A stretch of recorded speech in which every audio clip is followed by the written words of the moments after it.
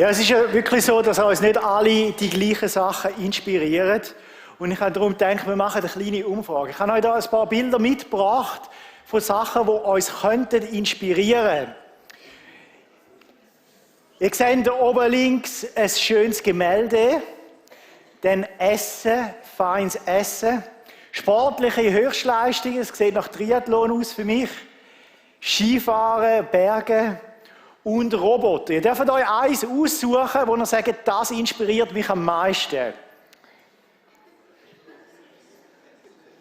Könnt ihr euch noch überlegen, noch 3 Sekunden, 2, 1. Und wir schauen mal. Wer sagt, von all dem, die Malerei, das Bild inspiriert mich am meisten?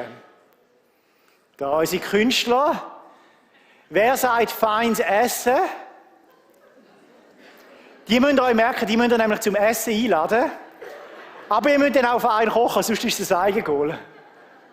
Wer sagt Sport? Triathlon, wer sind das? Skifahren und Berge, wer wäre am liebsten dort und nicht da? Ja. Und so Technik, Roboter, wo sind unsere Technikaffinen? Ein paar. Das sind die wenigsten, schon vorher, im letzten Gottesdienst auch.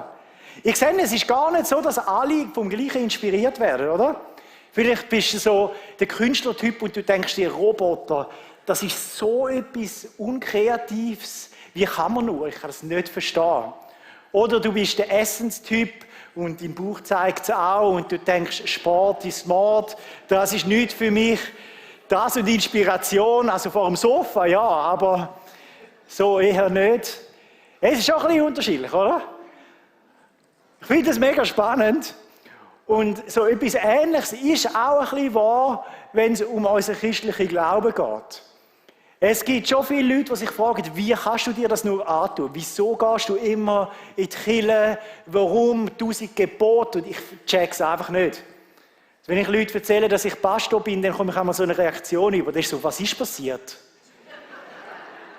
Viele haben irgendwie das Gefühl, ein Blitz hat mich getroffen oder müssen sich versichern, dass ich irgendwie normal bin oder so, weil sie können das nicht einordnen. Für sie ist das irgendwie normal. Du bist ja noch mega jung und so. Das passt nicht zusammen mit ihrem Bild, das sie haben. Ich finde es eine sehr berechtigte Frage, warum eigentlich sind Christen so inspiriert von ihrem Glauben? Was ist es? Wenn du als kritische Person am Zuhören bist oder zuschauen, dann hoffe ich, in dieser Predigt dir eine Antwort zu geben, dass du zumindest auf der richtigen Spur bist, um herauszufinden, warum wir uns das antun. Wenn wir da versuchen, so auf Spurensuche zu gehen, dann müssen wir zurück zur Quelle gehen von unserem Glauben, zurück zum Ursprung, und das ist eine Person. Das ist die Person von Jesus Christus, der vor etwa 2000 Jahren gelebt hat. Und egal, was du für eine Meinung über ihn hast, ohne Zweifel ist die Person von Jesus eine unglaublich einflussreiche Person für unseren Kulturkreis. Ich würde sogar behaupten, es gibt keinen Mensch, der unsere ganze Gesellschaft so fest geprägt hat, wie die Person von Jesus. Die meisten Geistesgeschichtler sagen das Gleiche. Darum, es lohnt sich, mal darüber nachzudenken, was an Jesus ist so inspirierend. Was ist das, was Leute fasziniert an ihm? Warum hat er so einen grossen Einfluss gehabt? Ich habe mich gefragt, was an Jesus hat die Leute, die ihm nachgefolgt sind, seine Jünger, was hat sie so inspiriert? Und es ist wirklich nicht so eine einfache Frage. Aber es muss ja etwas gewesen sein an ihm, wo sie sagen, das packt mich. Vielleicht eine kleine Randbemerkung für alle, die theologisch bewandert sind. Wir brauchen das Wort Inspiration ein bisschen anders wie in der Theologie. Da geht es meistens darum, dass die Bibel inspiriert ist. Das heisst, dass sie von Gott eingehaucht ist und darum auch Gottes Wort ist und nicht ein Buch wie jedes andere. Wir brauchen das Wort nicht so, sondern eher im Sinn von etwas, was uns fasziniert und fesselt und auf eine kreative Art etwas in uns auslöst, dass wir selber auch tätig werden. Was ist es jetzt an Jesus, was so inspiriert? Ich würde sagen, es ist nebst dem Wunder, wo Jesus da hat, nebst seinen Predigten und Lehren, die er gegeben hat, ist es im Kern der Umgang gewesen, wo Jesus mit Menschen hatte. Und der Umgang, wo Jesus mit Menschen hatte, war ganz anders gewesen, wie das zu seiner Zeit üblich war. Damals war es nämlich so üblich gewesen, dass man vor allem die liebt, die gleich sind wie sich selber. Also die Juden haben die Juden geliebt, die Römer die Römer, die Zürcher die Zürcher. Und alle haben die gern gehabt, die ähnlich sind wie sich selber. Man kann es vielleicht ein bisschen so sagen.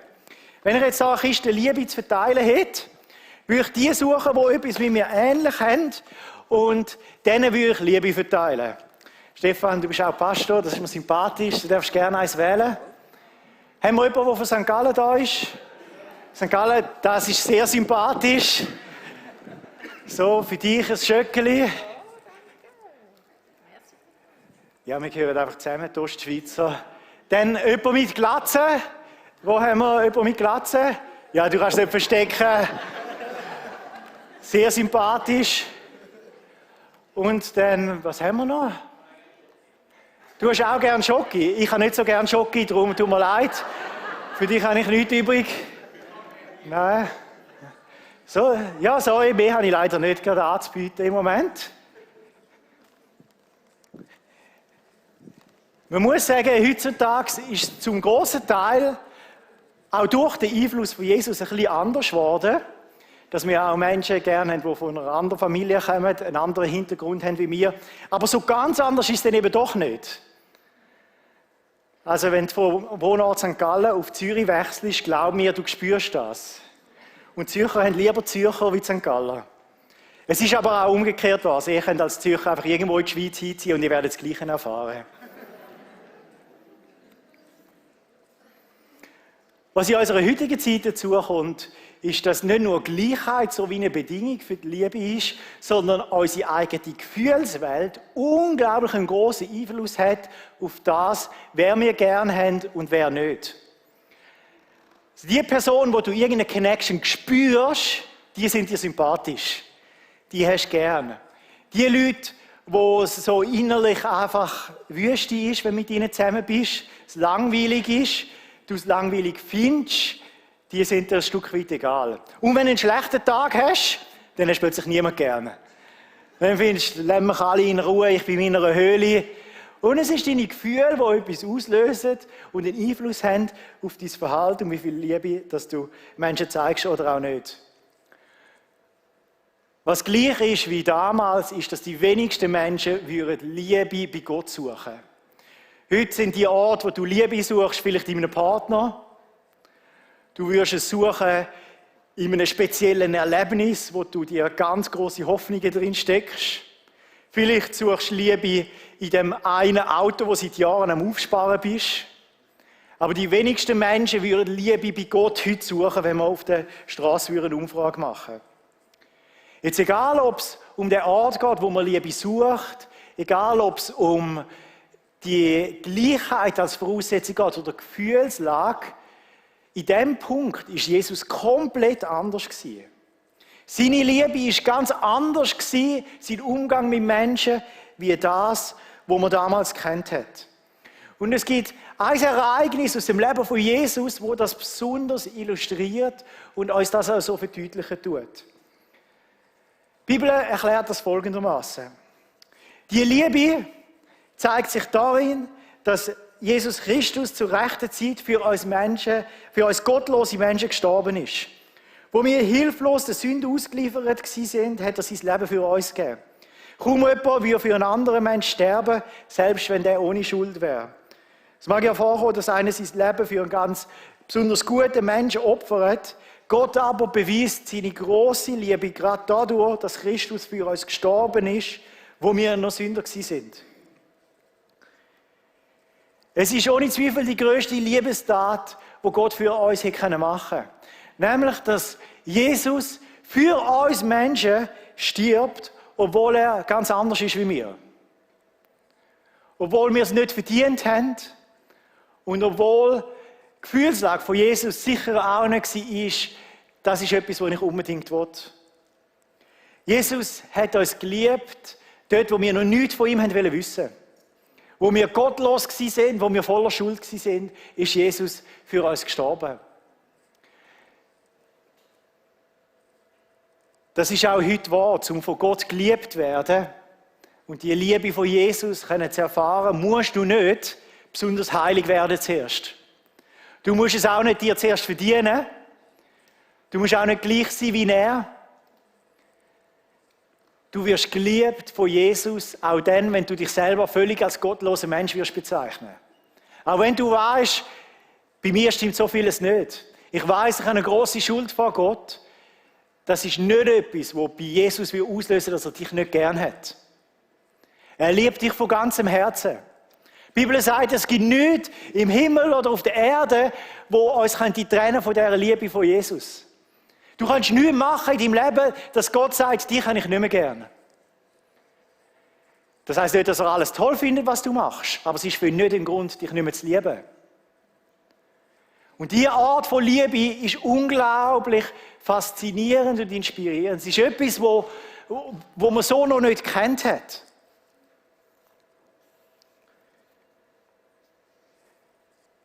Wir wollen an das eine, wo Jesus für uns da hat, im Moment nachdenken. Es heisst nämlich da im ersten Vers, Jesus ist nicht einfach gestorben, sondern er ist für uns Menschen gestorben.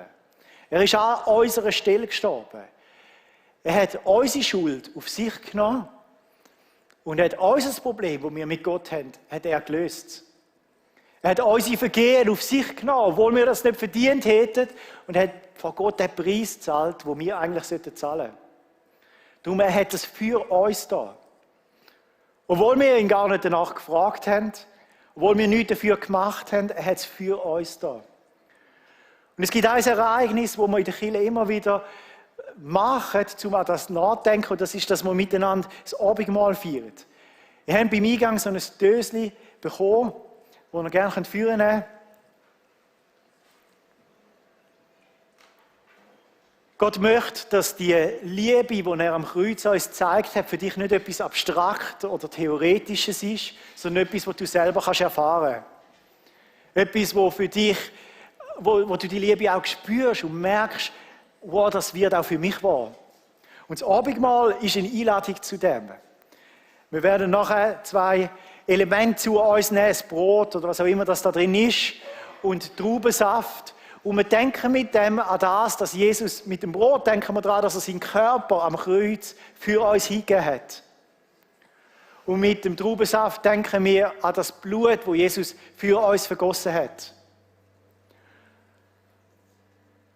Was es für uns braucht, ist nicht, dass wir es uns verdienen, nicht, dass wir das nur zu uns nehmen, wenn wir besonders heilig sind, sondern dass wir das zu uns nehmen, wenn wir sagen, das, was du für mich gemacht hast, will ich als ein Geschenk annehmen. Du sagst, es tut mir leid, was ich falsch gemacht habe. Und wenn du möchtest, von Gott Vergebung bekommen.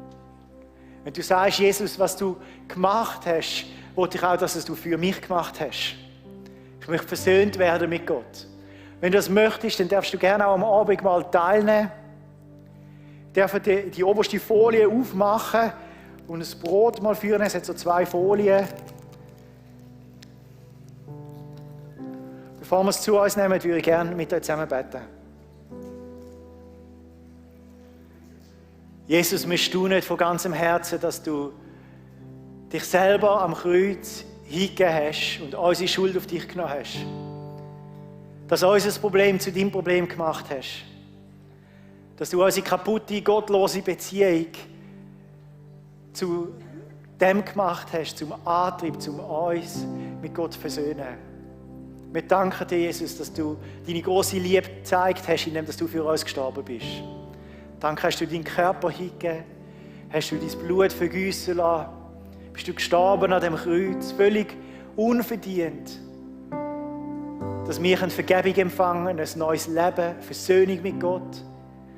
Wir staunen, wir können es nicht verstehen, wieso dass du das für uns gemacht hast, aber wir sind dir unglaublich dankbar. Danke vielmals für die Liebe, die du für jeden Einzelnen von uns hast. Wenn wir das Abendmahl jetzt nehmen, wenn wir Jesus an das denken und dir von Herzen danken sagen. Amen. Herr Jesus, du bist es wert, du bist würdig, dass man dich anbetet. Unser Herz ist bewegt, wie du so große Liebe für uns gezeigt hast. Wir können es nicht wirklich verstehen, aber einfach dankend annehmen. Danke so vielmals, Jesus, dass du bereit bist, uns mit Gott zu versöhnen. Es löst in uns so eine große Liebe aus und wir staunen einfach. Amen. Darf ich gerne noch Platz nehmen?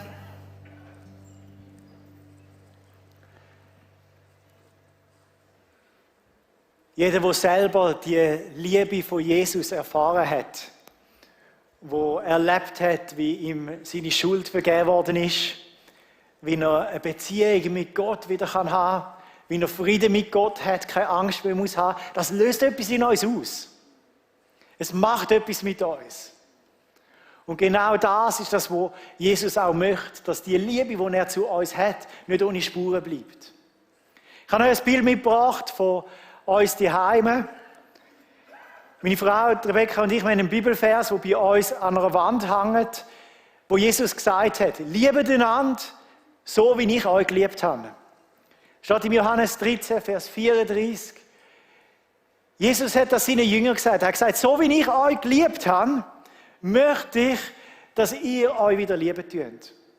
So wie Jesus dich geliebt hat, möchte er, dass auch du andere kannst lieben. Gott möchte, dass das nicht ohne Spuren bleibt in unserem Leben. Ich würde gerne auf die Aspekte, wo die Liebe von Jesus so anders ist, wie die Liebe, die wir sonst kennen, ein bisschen eingehen und dass wir uns überlegen, wie können wir jetzt das so konkret auch ausleben. Das Erste ist, wie lieben wir Menschen, die anders sind. Wir vergessen das manchmal, aber Jesus ist nicht nur ein Mensch wie du und ich, sondern er war auch ganz anders. Jesus ist vom Himmel auf die Erde gekommen. Das kann niemand von uns behaupten. Jesus hat Gott als seinen Vater gehabt. Jesus ist ganz ohne Schuld und ohne Sünde gewesen. Jesus ist allwissend und allmächtig gewesen. Und obwohl er so anders ist auch wie wir, ist Jesus den Menschen nicht von oben herab begegnet, sondern auf Augenhöhe. Er hat die Menschen geliebt, obwohl sie ganz anders sind. Und es ist etwas, was zur damaligen Zeit unvorstellbar war für die Menschen, dass Gott uns auf so eine liebevolle Art begegnet. Im Alten Testament findest du nämlich fast keinen Vers, wo es heisst, dass Gott ein Gott von der Liebe ist. Ich bin erstaunt, als ich selber probiert habe, so Vers zu finden. Es gibt sie praktisch nicht. Gott ist eher so ein unnahbarer, respekteinflößender, mächtiger Gott gewesen. Wenn du Gott näher gekommen bist, hast du sterben. Gott ist dem Volk in einer Wolkensäule und Feuersäule begegnet. Die meisten Leute haben Angst vor Gott. Gott war irgendwie unnahbar scheinbar. Und Jesus hat uns eine ganz andere Seite von Gott gezeigt. Nämlich eine nahbare, eine persönliche, eine Art von Liebe, die uns liebt, obwohl wir ganz anders sind. Einer von den Jüngern von Jesus, einer, der dem Jesus nachgefolgt ist, Johannes, hat am Anfang von seinem Brief folgendermaßen geschrieben. Was von allem Anfang an da war, was wir gehört haben, was wir mit eigenen Augen gesehen haben, was wir angeschaut haben und betatscht haben mit unseren Händen, nämlich das Wort, das das Leben bringt, der Retter von Jesus, von dem reden wir. Weil das Leben ist offenbar worden und wir haben es gesehen. Wir sind Zeugen dafür geworden und wir verkündigen euch das Leben, das beim Vater war und sich uns gezeigt hat. Johannes hat Jesus als jemand erlebt, der ganz nah ist. Er hat ihn gesehen, hat ihn anlangen, hat ihn betatschen, hat ihm zuhören. Durch Jesus hat er das Leben von Gott auf eine ganz persönliche, intime Art erleben. Jesus hat die Menschen geliebt, die ganz anders waren wie er. Bei ihm musst du nicht aus Bethlehem kommen, damit du geliebt worden wärst. Hast nicht mal Jude sein, um von Jesus geliebt zu werden. Eines der befeindeten Völker damals, von den Juden, sind die Samariter gewesen, die in Samaria gewohnt haben, nebendran. Und die Juden haben sie gehasst, Jesus nicht. Für ihn hat Herkunft keine Rolle gespielt, wenn es um Liebe gegangen ist. Und Jesus hat das auch gelehrt. Er hat gesagt, bei euch heisst es, liebt den Mitmenschen und hasst den Feind. Aber ich sage euch, liebt eure Feinde und betet und segnet die euch verfolgen. Zum von Jesus geliebt werden, musst du auch heute nicht perfekt sein oder irgendwie der fromme Umgang dir gewohnt sein oder eine bestimmte Herkunft haben. Jesus liebt dich so, wie du bist, auch wenn du ganz anders bist. Wenn du anders gekleidet bist wie alle, die da sind, anders schmückst, andere Herkunft, hast du kein Problem. Jesus liebt dich nicht, weil du gleich bist wie er. Er liebt dich ohne die Bedingung von Gleichheit als Voraussetzung. Jesus hat keine so Berührungsängste gehabt. Und wir werden uns das auch mal überlegen. Ich habe für euch so eine kleine Aufgabe mitgenommen, die ihr zu zweit oder alleine könnt überlegen könnt. 2-3 Minuten. Wie kann ich Menschen lieben, die ganz anders sind wie ich?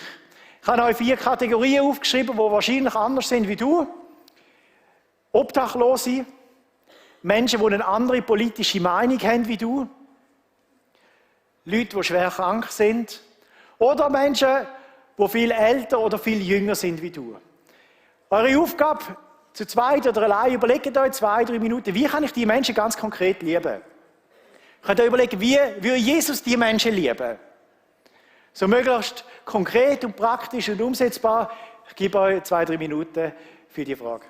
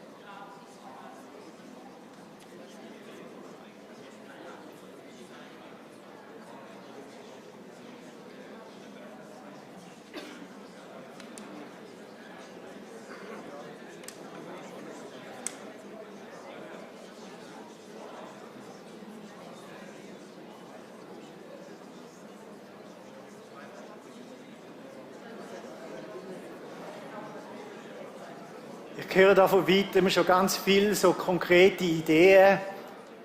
Ich glaube, es wäre unglaublich inspirierend für unser Umfeld, wenn ein paar von diesen Ideen vielleicht nächste Woche ganz konkret und praktisch auch von uns so ausgelebt werden und nicht einfach so als fromme Ideen da in der Kirche bleiben. Als ich Teenager war, waren so Armbänder in «What would Jesus do?» Wer von euch kennt die noch?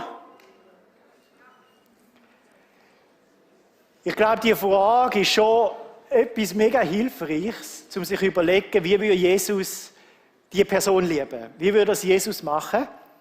Und dann merken wir, dass das in vielen Punkten eigentlich ganz anders ist, wie das, was einfach so unsere menschliche Natur uns dazu verleiten tut. Etwas Zweites, was die Liebe von Jesus ganz anders ist, wie unsere menschliche Liebe, ist, dass die Liebe von Jesus unverdient ist. Dass man sie sich nicht verdienen muss. Oder mit anderen Worten, es braucht nicht Gegenseitigkeit als Voraussetzung für Liebe.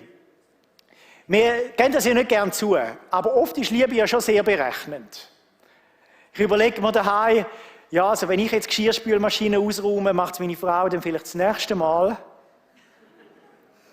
Das können so kleine Sachen sein, aber manchmal sind es auch ganz grosse Sachen. Du überlegst dir, ja, also wenn ich meine Großmami vielleicht pflege, dann komme ich vielleicht ein bisschen mehr Erbe über. Du wirst das nie zugeben, aber manchmal ist unsere Liebe schon sehr berechnend auch. Und Jesus war in diesem Punkt ganz anders gewesen. Er hat geliebt, auch wenn er gewusst hat, dass er nichts wird zurückbekommen. Habt ihr euch schon mal überlegt, dass Jesus einer von seinen Jüngern, der Judas, 3 Jahre lang geliebt hat, obwohl er gewusst hat, der wird mich verraten? Also hätte ich in mir im Team einen, wo ich weiss, der wird mich irgendwann verraten, dass ich verurteilt werde, ich würde recht schnell rauskicken. Jesus war in diesem Punkt anders gewesen. Er hat geliebt, auch wenn er gewusst hat, ich komme nicht zurück über. Er hat Leute um sich herum gehabt, Leute vom Rand der Gesellschaft, wo nicht zu viel zu erwarten ist, nicht zu viel zu holen. Er hat Prostituierte und Ausländer und Steuereintreiber in seinem Umfeld gehabt. Und die Leute haben sich so an dem gestört. Weil es nicht zu dem passt hat, was sie für ein Bild von Gott und von Gottes Liebe hatten.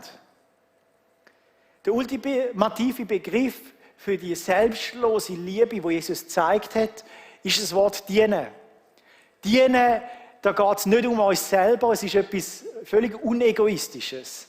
Beim Dienen geht es nicht darum, dass ich profitiere, sondern dass ich für dich etwas mache. Und Jesus hat das vorgelebt. Am Abend vor seiner Hinrichtung hat er den Jüngern die Füße gewaschen. Ein Zeichen von Erniedrigung und von Dienst. Und er hat das im Johannes 13, Vers 14, sagt Jesus, wenn ich jetzt, euer Herr und Meister, euch die Füße gewaschen habe, so sollt auch ihr einander die Füße waschen. Weil ich habe euch ein Beispiel gegeben, damit ihr das genauso tut, wie ich euch das hier habe. Jesus möchte, dass wir einander dienen. Aber wenn nichts zurückkommt. Dass du bereit bist zu lieben, ohne Gegenleistung.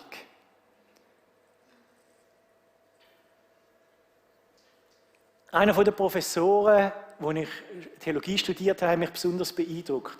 Er war sehr gescheiden und was mich beeindruckt hat, ist nicht nur seine Lehre, nicht nur seine Vorlesungen, sondern er hat uns in einer Pause mal erzählt, wie er daheim eine Frau hat, die seit Jahrzehnten schwer krank ist. Und er hat seine Frau geliebt und gepflegt und für sie gesorgt und sehr, sehr wenig zurückbekommen. Das war keine Liebe, die auf Gegenseitigkeit mehr beruht ist, sondern er hat sehr viel gegeben und sehr wenig zurückbekommen. Für mich ist das so viel Liebe von Jesus, die da drin steckt. Und ich glaube, wir brauchen mehr von dem auch in unseren Beziehungen. Dass wir bereit sind, zu geben, ohne etwas zurückzuerwarten. Dass wir bereit sind, zu dienen und zu lieben, auch wenn das vielleicht Jahre oder Jahrzehnte so bleibt.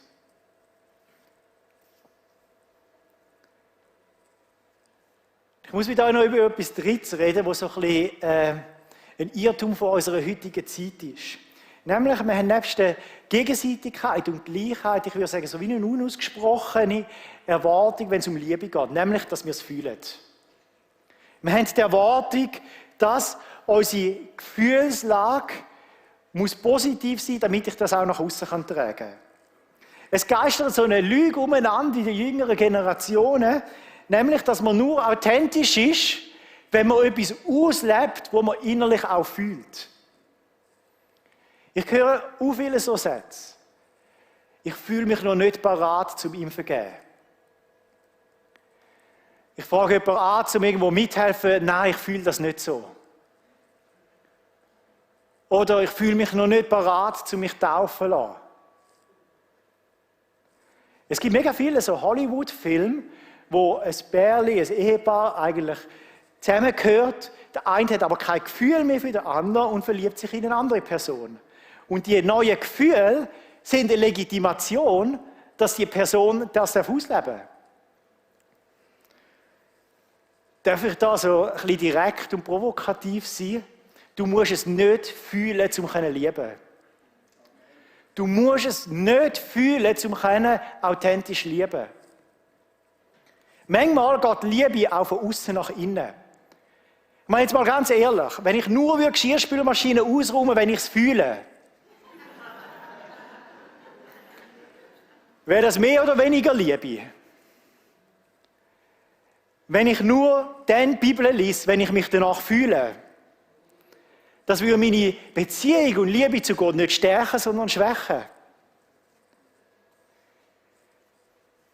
Wenn ich nur dann ins Fitness würde gehen, wenn ich mich danach fühle, meine Fitness würde nicht zunehmen.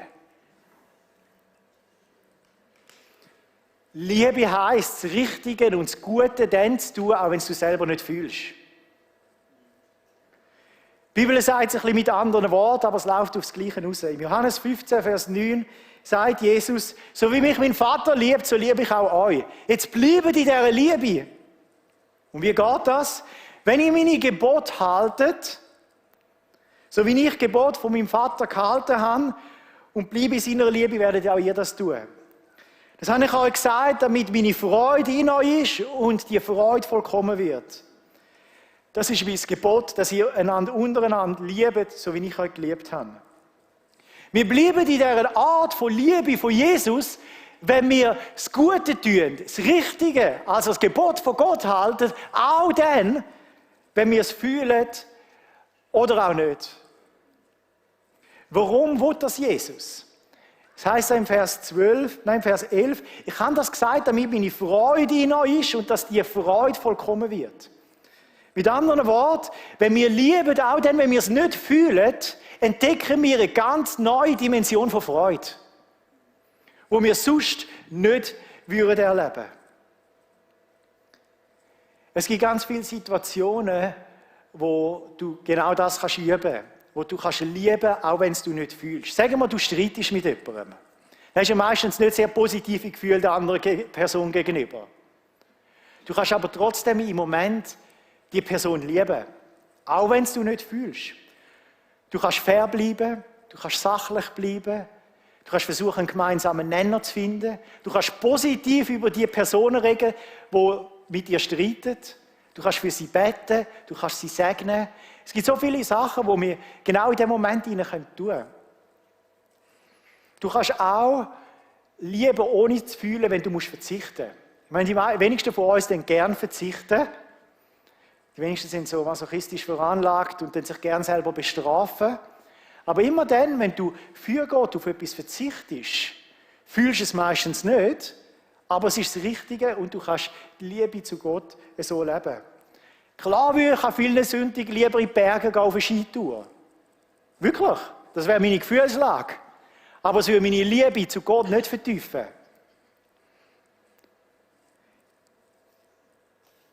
Ich habe einen Bibelvers gefunden im letzten Jahr, der mir so mega gefällt, aus dem Psalm 119, am Vers 55. Dort heisst: Deine Gebote will ich gern befolgen. Ja, es ist mir zur Gewohnheit geworden, unbeirrt nach deinen Leitlinien zu leben. Das ist eine Liebe, die unsere heutige Zeit braucht.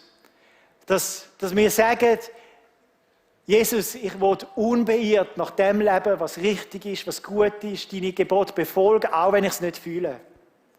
Der ultimative Test für das ist immer dann, wenn Gott etwas sagt und wir es eigentlich anders wollen. Und genau in diesem Moment sind wir herausgefordert, nicht unsere Gefühlslage irgendwie das zum Chef zu machen von unserem Verhalten, sondern umgekehrt. Also wenn Gott etwas sagt und du siehst es anders, nicht, ja, jetzt muss ich halt, jetzt bin ich halt das Opfer und ich sehe das ein bisschen anders, sondern dass wir sagen, wenn Gott das so will ich das so machen. Auch wenn sich in mir vielleicht alles sträubt. Also ganz sicher hat Jesus nicht immer nur positive Gefühle für den Judas gehabt. Er hat ihn trotzdem geliebt. Als er am Kreuz gehangen hat, hat er wahrscheinlich nicht positive Gefühle gehabt für die Leute, die ihn verurteilt haben und verschlagen haben vorher. Trotzdem hat er ihnen vergeben. So sind auch wir aufgefordert, ganz konkret, unabhängig von unserer Gefühlslage zu lieben.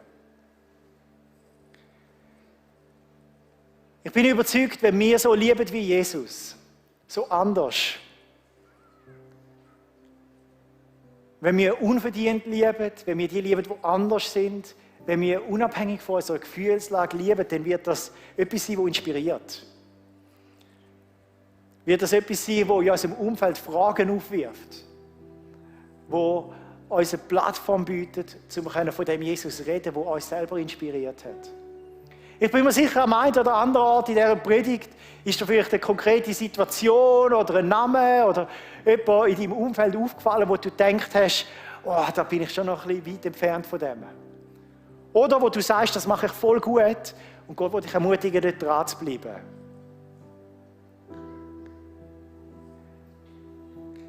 Die Aufforderung heute ist, dass dir unabhängig von deiner Gefühlslage überlegst, gibt es vielleicht eine Entscheidung, die ich treffen will, wo ich mit Menschen anders umgehen wie bisher?